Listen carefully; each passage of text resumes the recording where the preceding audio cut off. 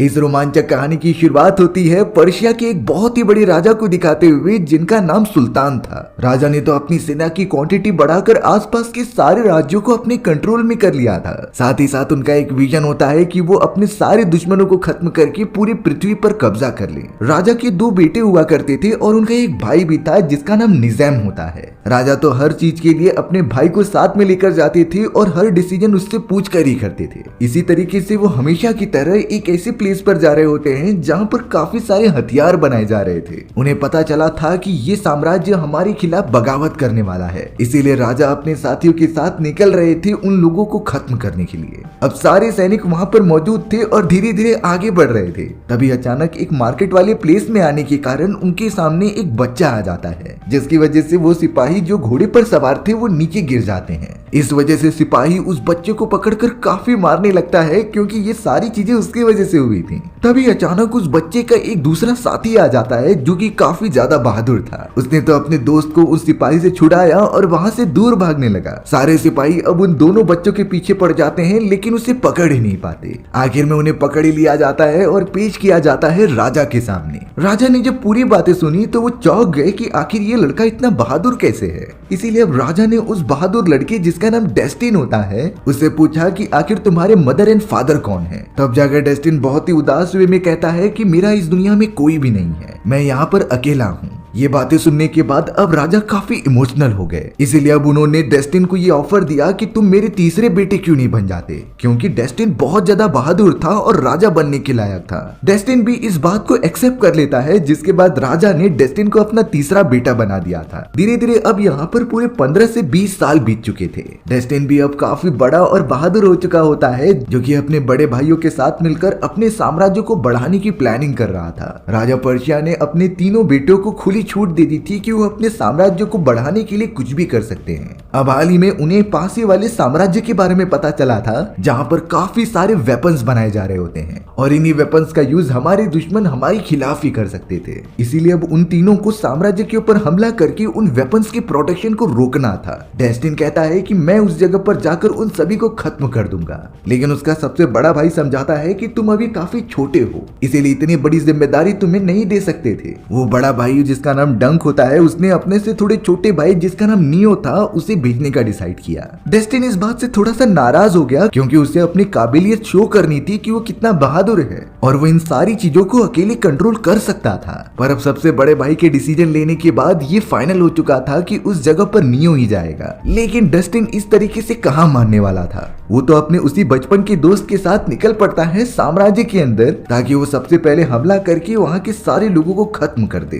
पीछे पीछे नियो और डंक भी अपनी पूरी सेना लेकर आ जाते हैं उस साम्राज्य पर हमला करने के लिए, लेकिन सबसे पहले डेस्टिन और उसका साथी महल के अंदर घुस चुके थे। अब हमें यहाँ उस दूसरे बड़े से साम्राज्य की एक प्रिंसेस दिखाई जाती है जिसका नाम टेमिना था। टेमिना को भी हाल ही में पता चला होता है कि बाहर वाले साम्राज्य हमारे ऊपर हमला करने आ रहे हैं, लेकिन आखिरकार ये चीजें क्यों हो रही थी उन्हें समझता ही नहीं। वो भी पूरी कोशिश करते हैं अपने बचे हुए सैनिकों से उनके साथ लड़ाई करने का, लेकिन डंक और नियो की इतनी बड़ी संख्या को देखकर वो पूरी तरीके से दंग रह गए। प्रिंसेस टेमिना अब एक अजीब तरीके का प्रेयर करती हैं जो उनके गॉडेस के सामने मौजूद थी। साथ ही साथ उसने अपना एक खंजर निकाला जो कि पवित्र होता है। उन्होंने खंजर एक सिपाही को दे दिया और कहा कि ये किसी के हाथ नहीं लगना चाहिए, इसीलिए तुम इसे काफी दूर तक लेकर चले जाओ। हालांकि वो सिपाही जाने लगता है पर अचानक डेस्टिन ने उसके ऊपर हमला कर दिया था क्योंकि वो वेपन काफी ज्यादा चमक रहा होता है जिसके ऊपर डेस्टिन की नजर चली गई। उसने तो सिपाही को मार दिया और वो वेपन ले लिया, जिसके बाद अब पूरी की पूरी सेना महल के अंदर घुस गई और राजकुमारी टेमिना को बंदी बना लिया। डंक और नियो के सिपाही तो टेमिना को मारने के लिए आगे बढ़ते हैं और उससे पूछते हैं कि आखिरकार तुमने अपने साम्राज्य के अंदर वेपन्स प्रोटेक्शन को क्यों बढ़ावा दिया है। तब जाकर टेमिना साफ साफ कहती है कि ये बातें मुझे नहीं पता, इसकी परमिशन मैंने बिल्कुल भी नहीं दी थी और अगर ऐसा हो रहा है तो तुम सभी को गलत फहमी हुई है।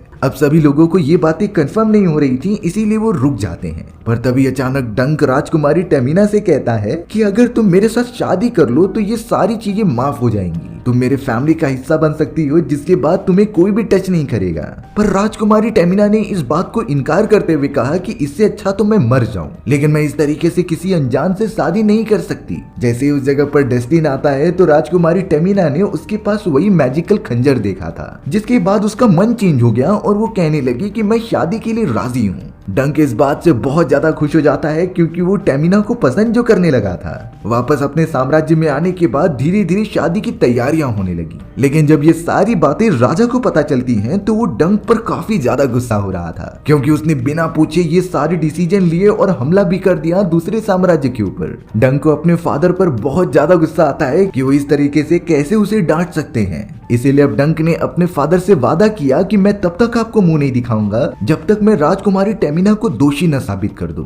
डंक वहां से तुरंत ही चला जाता है। डेस्टिन भी अपने भाई डंक के पास पहुंचा और वो दोनों एक दूसरे से बातें करते रहते हैं। डंक डेस्टिन को बताता है कि मैं अपने फादर से बहुत प्यार करता हूँ। डंक ने तो अपने फादर के लिए एक बहुत ही अच्छा कपड़ा भी डिजाइन किया था जिसे कि वो डेस्टिन को दे देता है उन्हें देने के लिए। साथ ही साथ डंक ने डेस्टिन से कहा कि तुम जाकर उन्हें टेमिना के बारे में भी बता देना कि मैं टेमिना से शादी करने वाला हूँ। जिसके बाद डंक दूसरी तरफ चला गया और वहीं डेस्टिन वो कपड़ा लेकर राजा के पास आ जाता है। डेस्टिन ने सारी बातें बताई कि कैसे उनका बड़ा बेटा टेमिना से शादी कर रहा है और उन्होंने आपके लिए ये कपड़े का गिफ्ट भेजा है। राजा उस कपड़े को बहुत ही अच्छी तरीके से पहनते हैं और काफी खुश हो जाते हैं। लेकिन टेमिना खुश नहीं दिखाई दे रही थी और सोच रही होती है कि वो क्या कर रही है। अब अगले ही मोमेंट में अचानक उस कपड़े में से कुछ अजीब सी चीजें निकलने लगी जिससे कि राजा की बॉडी एकदम जल रही होती है। ये चीजें इतनी ज्यादा बिगड़ गई कि राजा की पूरी चमड़ी जलकर खत्म होने लगती है और वो बेहोश हो जाते हैं। यानी कि ये बात होती है कि उस कपड़े के अंदर अजीब तरीके का जहर मौजूद था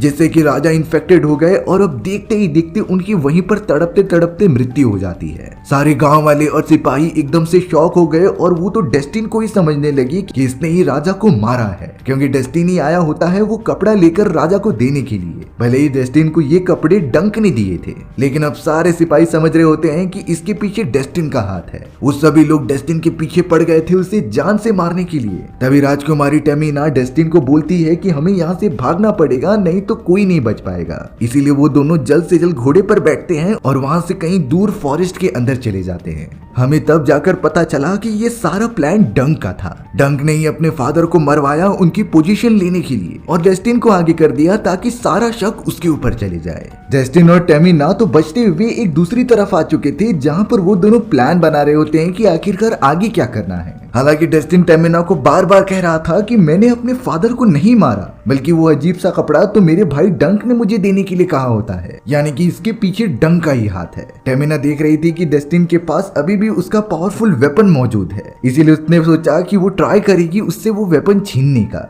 यहाँ डेस्टिन ने डिसाइड किया था कि वो अपने फादर के भाई निजाम के पास चले जाएंगे क्योंकि वही उसकी मदद कर सकते थे इन सारी चीजों में। अब अचानक डेस्टिन जैसे ही घोड़े पर बैठने जाता है तभी राजकुमारी टेमिना ने उसके पर हमला किया और वो अपने वेपन को छीनने की कोशिश करती है। डेस्टिन ने भी अब उस वेपन को हाथ में ले लिया था और अब गलती से उसका हाथ वेपन के ऊपर की तरफ लग जाता है जिससे कि अचानक एक रोशनी निकली और सारी चीजें एकदम से रुक गई और अब ऐसा लग रहा होता है कि समय पीछे की तरफ जा रहा है क्योंकि राजकुमारी टेमिना जिस पोजीशन पर खड़ी थी वो वापस वहीं पर आ जाती हैं और अब पता चला कि इस वेपन की मदद से 1-2 मिनट पहले आया जा सकता है। डेस्टिन तो टेमिना से पूछता है कि आखिर तुमने वो वेपन मुझसे छीनने की क्यों कोशिश की। टेमिना कहती है कि मैंने तो अभी तक ऐसा किया ही नहीं। तब जाकर टेमिना को रियलाइज हो जाता है कि शायद डेस्टिन ने इस पावरफुल वेपन को यूज कर लिया है। वो काफी ज्यादा गुस्सा होती है क्योंकि अब इस वेपन को दोबारा यूज करने के लिए उस मैजिकल सैंड की जरूरत पड़ेगी जिसके बाद ही इस वेपन को यूज किया जा सकता था, यानी कि एक टाइम पर एक बार यूज करने पर इस वेपन की मदद से समय में पीछे आया जा सकता है।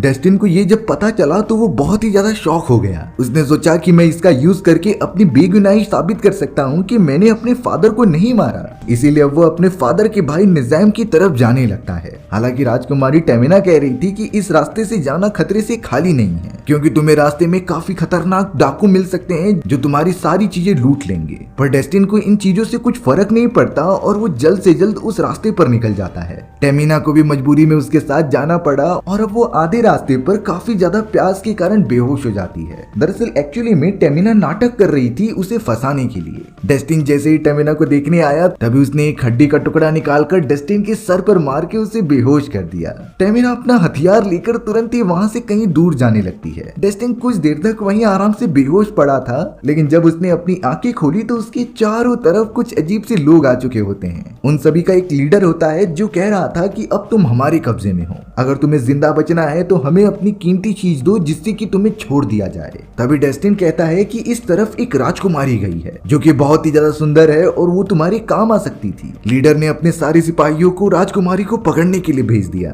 देखते ही देखते राजकुमारी को सिपाही पकड़ भी लेते हैं और डेस्टिन उससे समय को पीछे करने वाला चाकू भी ले लेता है, जिसके बाद लीडर ने टेमिना को बंदी बना लिया था। लेकिन चौंकाने वाली बात ये होती है कि उसने डेस्टिन को भी पकड़ लिया और अब उन दोनों को जल्द से जल्द एक छोटे से कबीले में लेकर आया जाता है जहाँ पर वो सारे सिपाही रहा करते थे। डेस्टिन को तो बंदी बना लिया गया था, लेकिन टेमिना इस तरीके से कैद रहकर नहीं रह सकती थी, इसीलिए उसे जब नौकरानी की तरह ट्रीट किया जा रहा था तब उसने बहुत सारे ऑस्ट्रिचेस का पिंजरा ओपन कर दिया होता है, जिससे कि सारे के सारे ऑस्ट्रिच चारों तरफ फैल चुके थे और तबाही मचा रहे थे। वहाँ पर अब भारी भरकम भीड़ जमा हो गई थी, जिससे कि सारे सिपाही डिस्ट्रैक्ट हो गए। इसी मौके का फायदा उठाकर टेमिना और डेस्टिन तुरंत ही उस जगह से भाग निकलते हैं। डेस्टिन तो अब चाहे कुछ भी हो जाए अपने फादर के भाई निज़ाम तक पहुंचना चाहता था, इसीलिए वो बिना कुछ सोचे समझे उस जगह की तरफ निकल पड़ता है। इतना लंबा सफर तय करने के बाद आखिरकार डेस्टिन उस जगह पर पहुंच ही गया था जहाँ पर उसके फादर के भाई निज़ाम रहा करते थे। डेस्टिन टेमिना को वहीं पर छोड़कर निज़ाम से मिलने के लिए चला जाता है। डेस्टिन निज़ाम से कहने लगा कि आखिर आपको मुझ पर भरोसा है कि नहीं कि मैंने अपने फादर को नहीं मारा। ये सारी चीजें डंक ने की थी और उसी ने मुझे वो जहरीला कपड़ा दिया था। निज़ाम अब डेस्टिन के ऊपर भरोसा कर लेता है और ये कहता है कि मुझे इस बारे में पहले से ही पता है कि तुमने ये काम नहीं किया। डेस्टिन ने तो अब अपने अंकल निज़ाम को वो खतरनाक चाकू भी दिखाया जिससे कि टाइम में पीछे जाया जा सकता था, पर जैसे ही वो उसे ओपन करता है तो पता चला इसके अंदर चाकू की सिर्फ कवर रखी गई है, यानी कि टेमिना ने वो चाकू उससे चुरा लिया था। बातें करते हुए अचानक डेस्टिन ने निज़ाम के हाथों पर नोटिस किया कि उसके हाथ जले हुए हैं और ये सेम टू सेम उसी की तरह था जब डेस्टिन के फादर को वो कपड़ा पहनाया गया और उनकी बॉडी जलने लगी, जिससे कि अब डेस्टिन को शक होने लग जाता है कि निज़ाम ने ही उस कपड़े के ऊपर जहर लगाया होगा जिससे कि उसके हाथ इतनी ज्यादा जल गए। निज़ाम को भी इस बात का अंदाजा लग जाता है कि शायद डेस्टिन को सारी सच्चाई पता चल चुकी है, इसीलिए उसने अपने सैनिकों को हमला करने का आदेश दिया। सारे के सारे सिपाही एक साथ आकर डेस्टिन के ऊपर टूट पड़े थे और उसे बहुत मार रहे होते हैं, लेकिन डेस्टिन भी चुप नहीं बैठता। उसने भी पलटवार किया और खुद की प्रोटेक्शन की। वहाँ पर कुछ ऐसे भी सिपाही आ चुके थे जो डेस्टिन को राजा के मर्डर के लिए मारना चाहते थे, पर डेस्टिन उन्हें बार बार समझाता है कि मैंने ये काम बिल्कुल नहीं किया और मैं अपने फादर के कातिल का पर्दाफाश करके ही वापस आऊंगा। जिसके बाद डेस्टिन अपनी जान बचाकर वहाँ से कहीं दूर भाग गया। निज़ाम तो डायरेक्टली ट्रेवल करते हुए सीधा राजा के सबसे बड़े बेटे डंक के पास आ जाता है। उसने तो उसे ये झूठ कह दिया था कि डेस्टिन मुझे मारने आया था और ये भी हो सकता है कि वो तुम्हें भी मारने का ट्राई करे, इसीलिए हमें जल्द से जल्द डेस्टिन को खत्म करके वो जादुई तलवार उससे लेनी होगी जिससे कि हम यूज कर सकें। पर डंक को इस बात पर कभी भी भरोसा ही नहीं हो रहा था, इसीलिए वो ज्यादा कुछ सोचता नहीं। लेकिन निज़ाम को तो जल्द से जल्द डेस्टिन की तलाश थी, इसीलिए अब मदद मांगने के लिए वो एक गैंगस्टर के पास चला जाता है जो बहुत ही ज्यादा खतरनाक था। निज़ाम ने उसे कुछ पैसे दिए और ये कहा कि मुझे जल्द से जल्द डेस्टिन और उसके पास मौजूद मैजिकल चाकू चाहिए। गैंगस्टर को पैसे मिलने के बाद वो अपनी बहुत ही बड़ी सेना लेकर निकल पड़ा था डेस्टिन को ढूंढने के लिए। गैंगस्टर ने अपने सिपाहियों को चारों तरफ भेज दिया था जिससे कि वो डेस्टिन और उसके साथ मौजूद राजकुमारी को ढूंढ निकाले। वहीं अब टेमिना डेस्टिन को समझा रही होती है कि हमें यहाँ से चलना चाहिए क्योंकि इस मैजिकल चाकू की प्रोटेक्शन बहुत ज्यादा जरूरी है। तब जाकर डेस्टिन उससे एक सवाल पूछता है कि आखिर तुम इस तलवार को क्यों बचा रही हो। तब जाकर टेमिना उसे बताती है कि तुम्हें पता ही है कि इस चाकू का यूज करके पास्ट में जा सकते हैं, तो निज़ाम चाहता है इस चाकू को हासिल करना ताकि वो पास्ट में तब के समय में चले जाए जब तुम्हारे फादर को राजा बनाया जा रहा था। दरअसल निज़ाम चाहता है कि वो तुम्हारे राजा को मारकर सबसे पहले राजा बन जाए और इसी की कोशिश में वो लगा है कि इस चाकू को कैसे भी हासिल करे। इसीलिए मैं चाहे कुछ भी हो जाए निज़ाम को ये चाकू लेने नहीं दूंगी और इसे उसके सही पोजीशन पर रख दूंगी जहाँ से इस मैजिकल चाकू को कोई नहीं ले पाएगा। डेस्टिन को भी ये सारी बातें समझ में आ जाती हैं, इसीलिए वो भी टेमिना के साथ देने का वादा करता है। अब वो दोनों जैसे ही आगे बढ़ते हैं तभी अचानक उन्हीं कबीले वालों की लीडर के लोगों ने उन्हें घेर लिया था। लीडर तो डेस्टिन और टेमिना पर काफी गुस्सा होता है क्योंकि उसके वजह से उसके बहुत सारे ऑस्ट्रिचेस भाग गए और अब उसका इतना बड़ा नुकसान हुआ है तो उसकी पेमेंट कौन करेगा। तभी अचानक हमें दूर से दिखाई देता है कि वो गैंगस्टर अपने कई सारे सिपाहियों को लेकर उनकी तरफ बढ़ रहा है, लेकिन ये बातें अभी तक लीडर में से किसी को भी नहीं पता थी। लीडर तो सिंपली डेस्टिन और टेमिना को अपने पास बंदी बना लेता है ताकि वो उन्हें अपना गुलाम बनाकर पैसा वसूल सके। यहाँ रात का समय था और सारे लोग सोए हुए थे। गैंगस्टर अब चाहता है कि वो डेस्टिन को मारकर वो चाकू ले ले, इसीलिए उसने अपने बहुत ही खतरनाक सांपों को उनके पास भेज दिया था। वो सांप तो जमीन के अंदर से चलते हुए किसी को भी काट ले तो वो वहीं पर मर जाता। अब लीडर के एक आदमी ने भी उस सांप को देख लिया होता है, इसीलिए वो उठकर बैठ गया। सांप जैसे ही उस सिपाही को काटने जाता तभी डेस्टिन ने जलती हुई चाकू उसके ऊपर फेंक दी जिससे कि वो सांप सांप वहीं जलकर मर जाता है। सारे के सारे सिपाही अब उठ चुके थे जिनके ऊपर सांप हमला करते जाते हैं, लेकिन डेस्टिन अकेला ही उन सांपों से लड़ाई करता और उन्हें मारता जाता। लीडर और ये सभी लोग एकदम देखकर चौंक गए कि डेस्टिन को हमने गुलाम बना लिया है, लेकिन फिर भी वो हमारी जान की सुरक्षा कर रहा है। इसीलिए अब सारे सांपों के मरने के बाद लीडर ने डेस्टिन और टेमिना को कह दिया कि तुम दोनों पूरी तरीके से आजाद हो, तुम्हें जहां भी जाना है मैं तुम्हें छोड़ने जाऊंगा, क्योंकि तुमने मेरी जान बचाई है। इसीलिए अब डेस्टिन और टेमिना उस पहाड़ की तरफ चलने लगे थे जहां पर वो इस मैजिकल चाकू को छुपा सके। वो लीडर भी अपने पूरे सैनिकों के साथ उन पहाड़ों पर जाने लगता है और एक समय के बाद वो कह रहा था कि इसके आगे तुम दोनों चले जाओ, लेकिन टेमिना लीडर के पास आकर कहती है कि इसके आगे वाला रास्ता हम अकेले नहीं तय कर सकते, हमें आपकी और आपके सैनिकों की जरूरत पड़ेगी। पर लीडर कह रहा था कि मुझे और भी इम्पोर्टेंट काम है। टेमिना उन्हें समझाती है कि हम जहाँ जा रहे हैं वहाँ पर काफी सारे पैसे और सोने मौजूद हैं, अगर आप हमारे साथ आना चाहते हो तो मैं तुम्हें वो दिलवा दूंगी। लीडर और उसकी सिपाही काफी लालच में आ जाते हैं, इसीलिए उन्होंने उनके साथ आने के लिए हाँ कर दी थी। वो सब लगातार पहाड़ की चोटी की तरफ बढ़ते रहते हैं, लेकिन अब उस जगह पर राजा का वो बीच वाला बेटा जिसका नाम नियो था वो अपनी सेना को लेकर आ जाता है। दरअसल वो अपने भाई डेस्टिन के ऊपर गुस्सा था क्योंकि उसे लग रहा होता है कि डेस्टिन ने ही राजा की जान ली है। डेस्टिन टेमिना और बाकी लोगों को आगे जाने के लिए कहता है ताकि वो अपने भाई नियो को समझा सके। डेस्टिन नियो को लगातार बता रहा था कि मैंने अपने फादर को नहीं मारा, बल्कि ये काम तो निजाम का है जो कि फादर की गद्दी हथियाना चाहता है। कई देर तक समझाने के बाद नियो को भी ये बातें समझ में आ जाती हैं, लेकिन यहाँ पीठ पीछे गैंगस्टर के लोगों ने तो नियो की सेना पर हमला कर दिया। साथ ही साथ वो नियो को भी घायल करके बेहोश कर देते हैं। डेस्टिन तो टेमिना के साथ एक गुफा में मौजूद था, इसीलिए उसे इन बातों का पता ही नहीं चलता। पर ये साफ है कि गैंगस्टर और उसके लोगों ने उन्हें चारों तरफ से घेर लिया है। डेस्टिन और टेमिना तो उस पोजीशन पर पहुंच चुके होते हैं जहां पर उस मैजिकल चाकू को छुपा दिया जा सकता था। टेमिना ऐसा कर नहीं जाती, तभी अचानक वहां सारी गैंगस्टर के लोग आ जाते हैं और उनके ऊपर हमला करने लगते हैं। टेमिना को उन्होंने काफी ज्यादा घायल कर दिया था और वो बेहोश हो गई थी, जिसके बाद गैंगस्टर का एक सांप टेमिना के पास आकर उस चाकू को अपने मुंह के अंदर डाल देता है। डेस्टिन को भी वो सारे सिपाही काफी मारते हैं और बाहर की तरफ फेंक देते हैं। देखने से ऐसा लग रहा था कि डेस्टिन की जान चली जाएगी, लेकिन उसी समय वहां पर उसका घायल पड़ा हुआ भाई जिसका नाम नियो था वो होश में आ जाता है और पास ही में मौजूद एक नुकीले भाले को उस गैंगस्टर के पेट में घुसा देता है, जिससे कि वो गैंगस्टर वहीं का वहीं मर गया था। लेकिन अब नियो की भी हालत इतनी ज्यादा खराब थी कि वो अपनी आखिरी सांसें ले रहा होता है। उसने अपने आखिरी वर्ड में डेस्टिन को यही कहा कि मुझे तुम पर भरोसा है और प्लीज हमारी किंगडम को गलत हाथों में पड़ने से बचा लेना।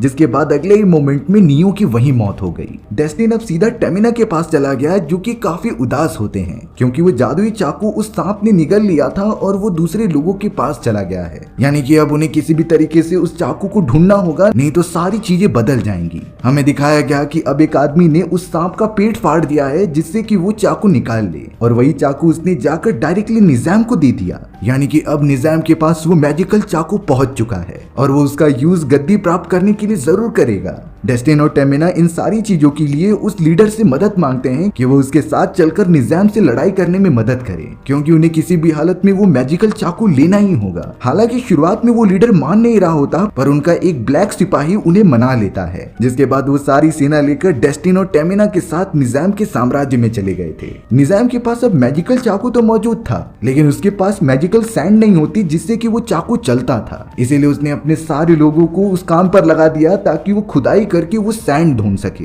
पर इतने घंटों की मेहनत के बाद भी उन्हें सैंड नहीं मिल रहा होता, जैसे कि वो उनके नसीब में था ही नहीं। लीडर और उसके सारे लोग तो अब उस साम्राज्य में पहुंच चुके होते हैं, जिसमें कि अब वो ब्लैक सिपाही लीडर से कहता है कि मैं खुद ही जाकर उस चाकू को लेके आ जाऊंगा, आप मुझे सिर्फ परमिशन दीजिए। लीडर के अब सारे साथी निजाम के सिपाही के ध्यान भटकाते हैं, जिससे कि वो ब्लैक वाला आदमी अंदर घुस गया था। वो तुरंत ही आगे बढ़ने लगता है, लेकिन ठीक उसके सामने एक और सोल्जर आ जाता है जो कि उसी गैंगस्टर का एक मेंबर था और वो काफी पावरफुल होता है। उसने तो मल्टीपल वार करना स्टार्ट कर दिया उस ब्लैक सिपाही के ऊपर, और जिससे कि ब्लैक सिपाही काफी घायल भी हो जाता है। लेकिन उसने भी पलटवार किया और उस गैंगस्टर के आदमी को खत्म कर दिया। हालांकि उन सारे हमले में जहरीली दवाएं मिली होती हैं, इसीलिए वो सिपाही काफी ज्यादा घायल भी हो जाता है। लेकिन उसके अंदर इतनी ज्यादा बहादुरी होती है कि उसने फिर भी उस चाकू को हासिल कर लिया था। वो तो उस चाकू को डायरेक्टली बाहर की तरफ फेंक देता है, जो सीधा लीडर के पास चला गया। कुछ ही समय के अंदर जब निजाम उस जगह पर पहुंचा तो वो देखता है कि उसका मैजिकल चाकू वहां मौजूद नहीं है, जिससे कि उसे लगने लगा कि ये काम डेस्टिन का ही हो सकता है। इसीलिए उसने सभी लोगों को कह दिया कि डस्टिन को जिंदा पकड़ कर लेकर आओ, मुझे वो किसी भी हालत में चाहिए। डस्टिन तो अपने मुंह पर मास्क लगाकर अब साम्राज्य में घुस चुका था, जो सीधा अपने बड़े भाई के पास आ जाता है। डस्टिन ने तो अब वो चाकू अपने भाई डंक के गले पर लगा दिया था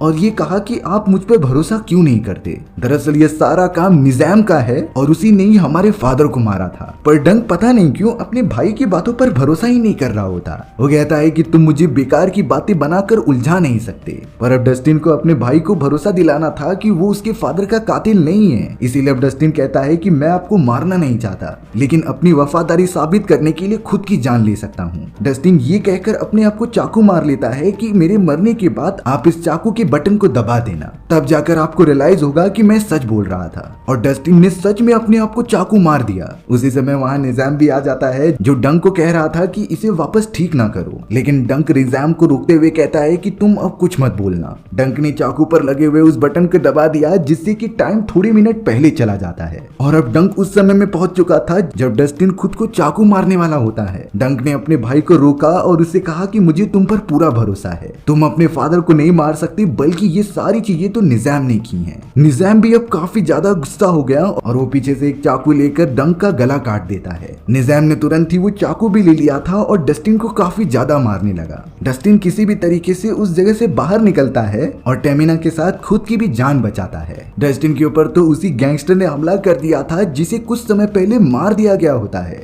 यानी कि वो तब मरा नहीं था, सिर्फ मरने की एक्टिंग कर रहा था। डस्टिन और टेमिना मिलकर उससे फाइट करते हैं, लेकिन गैंगस्टर तो अपने जहरीले सांपों की मदद से डस्टिन को मारना चाहता था। अच्छा होता है कि टेमिना उसके पीछे से आ गई और उसी सांप को पकड़कर उस गैंगस्टर की आंख में कटवा दिया। जहर पूरी तरीके से फैलने के कारण वो गैंगस्टर अपने ही सांपों द्वारा मारा जाता है, जिसके बाद वो नीचे की तरफ गिर गया था। डस्टिन और टेमिना ऐसी जगह पर आ चुके थे जहाँ की जमीन अपने आप ही गिरने लगती है, यानी कि ये वही जगह थी जहाँ पर उस मैजिकल चाकू को हमेशा हमेशा के लिए बंद करके रखा जा सकता था। यहाँ निजाम को तो अब उस मैजिकल रेत के बारे में पता चल चुका था, जिसके अंदर अगर वो मैजिकल चाकू को घुसाएगा तो वो कितने भी टाइम पीछे जा सकता है। इसीलिए अब वो लगातार उस तरफ बढ़ने लगा, जिसके सामने डस्टिन और टेमिना आ जाते हैं। निजाम ने तो डस्टिन को घायल करते हुए उसे नीचे गिराने की कोशिश की, जहाँ पर जलता हुआ लावा मौजूद था। वो तो टेमिना को भी नीचे गिरा देता है, पर डस्टिन ने उसका हाथ पकड़ लिया था और अब निजाम सीधा उस तरफ बढ़ने लगा जहाँ पर वो टाइम को पीछे कर सकता है। टेमिना डस्टिन को समझा रही थी कि मेरा हाथ छोड़ दो, तुम्हें किसी भी हालत में निजाम को रोकना है उसके प्लान में कामयाब होने के लिए, नहीं तो तुम्हारे किंगडम को कोई भी नहीं बचा सकता। फिलहाल ये ज्यादा जरूरी है और तुम उसी काम में लग जाओ। डस्टिन ऐसा करना तो नहीं चाहता था, लेकिन अब उसे मजबूरी में डिसीजन लेने पड़ते हैं। उसने टेमिना का हाथ छोड़ दिया और सीधा ऊपर चढ़ते हुए निजाम के पास चला गया था, लेकिन तब तक शायद काफी ज्यादा देर हो चुकी होती है, क्योंकि निजाम ने मैजिकल चाकू को उस टाइम वाले सैंड के अंदर घुसा दिया था, जिससे कि टाइम बहुत ही ज्यादा पीछे जाने लगा और वो पूरा प्रोसेस चालू हो जाता है। लेकिन डस्टिन वहां पर पहुंचकर जल्द से जल्द उस चाकू को भी बाहर निकाल लेता है, जिससे कि टाइम जो कि पास्ट में जा रहा था वो अब नॉर्मल पोजीशन पर आ जाता है। हालांकि सारी चीजें नॉर्मल हो चुकी थी, लेकिन यहाँ पर एक टाइम में डिस्टर्बेंस पैदा हो जाता है, जिससे कि चारों तरफ एक बहुत ही बड़ा तूफान आ चुका था। उस तूफान के अंदर तो निजाम और डस्टिन दोनों ही बुरी तरीके से फंस जाते हैं, जो कि अब उस तूफान में फंसकर उड़ते हुए एक अलग ही टाइम लाइन में आ चुके थे। डस्टिन जब अपनी आंखें खोलता है तो उसके हाथ में वही मैजिकल चाकू था और वो उस समय में पहुंच चुका होता है जब ये सारी चीजें शुरुआत हो रही थी, यानी कि तब का समय जब डस्टिन के सारे फैमिली मेंबर्स जिंदा होते हैं और वो दूसरे साम्राज्य यानी कि राजकुमारी टेमिना के ऊपर हमला करने के लिए जा रहे थे। अच्छी बात तो ये थी कि डस्टिन को अब सारी पॉसिबिलिटीज पता है कि आगे चलकर क्या होगा, इसीलिए वो डायरेक्टली जाकर अपने फादर और अपने भाई डंक को सारी बातें बता देता है कि कैसे निजाम हमारे खिलाफ होने वाला है और इन सारी चीजों में राजकुमारी टेमिना की कोई गलती नहीं है। वहां पर खड़ा हुआ निजाम ये सारी चीजें सुन रहा था और उसे समझ में आ जाता है कि शायद वो पकड़ा जाने वाला है, इसीलिए वो तुरंत ही डस्टिन को जान से मारने के लिए चला गया। पर तभी डंक उसे पकड़ लेता है और निजाम को काफी ज्यादा बुरी तरीके से घायल करते हुए वहीं खत्म कर देता है। इस बात से सभी को विश्वास हो जाता है कि डस्टिन आखिरकार सही कह रहा था। सारी पॉसिबिलिटीज पता चलने के बाद अब डंक जाकर उस राजकुमारी यानी कि टेमिना से माफी भी मांगता है कि उन्हें गलतफहमी हो गई थी, लेकिन अब सारी चीजें नॉर्मल हो चुकी हैं। अब यहाँ डंग जो कि सबसे पहले राजकुमारी टेमिना को अपनी शादी के लिए बोल रहा था, वो अब उसका हाथ अपने छोटे भाई डेस्टिन के लिए मांग लेता है। राजकुमारी टेमिना भी इस बात के लिए राजी हो गई थी, जिसके थोड़े ही समय बाद अब डेस्टिन और टेमिना की शादी हो जाती है। उन दोनों ने मिलकर वो मैजिकल चाकू एक अच्छी जगह पर रख दिया था, जहाँ से अब कोई भी उसे गलत काम के लिए नहीं ले सकता। वो दोनों अपनी लाइफ बहुत ही अच्छी तरीके से गुजारने लगते हैं और किंगडम भी एकदम अच्छे हाथों में था। इसी तरीके से हमारी ये एडवेंचरस कहानी यहीं पर खत्म हो गई। सो व्यूअर्स, आपको ये स्टोरी कैसी लगी कमेंट सेक्शन में बताना भूलना मत। और अगर आपको मेरा एक्सप्लेनेशन 1% भी अच्छा लगा होगा ना, तो वीडियो को लाइक एंड चैनल को सब्सक्राइब जरूर कर देना। मिलते हैं इसी तरीके की मजेदार वीडियोस में, तब तक के लिए बाय बाय।